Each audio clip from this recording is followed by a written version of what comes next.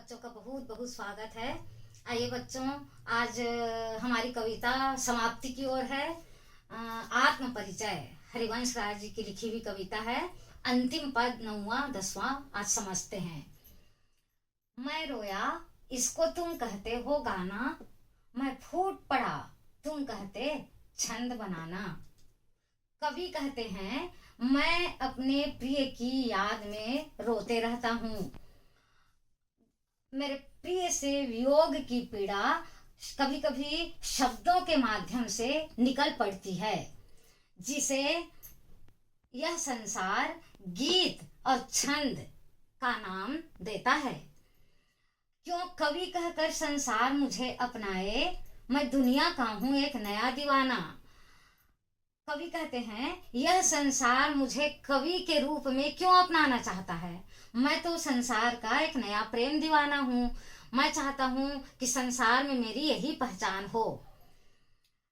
मैं दीवानों का वेश लिए फिरता हूँ, मैं मादकता निशेष लिए फिरता हूँ।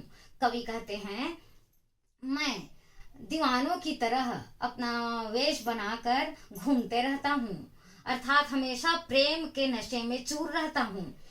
मेरे जीवन में प्रेम का नशा ही शेष है, जिसको सुनकर जग झूमे। मेरी प्रेम दीवानगी को सुनकर यह इस संसार के लोग खुशी से झूमने लगते हैं, झुके। मेरी प्रेम दीवानगी को, मेरे समर्पण को देखकर नतमस्तक होते हैं। लहराए मैं मस्ती का संदेश लिए फिरता हूँ। मैं संसार के लोगों को प्रेम भाव में मस्त होकर लहराने का संदेश देता हूँ। अब अर्थ ग्रहण संबंधी प्रश्न देखिए बच्चों। फूट पड़ना और छंद बनाना से कवि का क्या आशय है। तो देखिए, कवि हमेशा अपने प्रिय की याद में खोए रहते हैं, दुखी रहते हैं और अपने विरह की पीड़ा को कहते हैं, कहते हुए गाते हुए फिरते हैं। ये फूट, इसको कहते हैं फूट पड़ना। और वही वियोग की पीड़ा जब शब्दों के माध्यम से व्यक्त होती है, तब वह छंद बनती है। कवि संसार में अपनी क्या पहचान बनाना चाहते हैं। कवि संसार में एक नए प्रेम दीवाने की पहचान बनाना चाहते हैं। कवि के जीवन में क्या शेष रह गया है।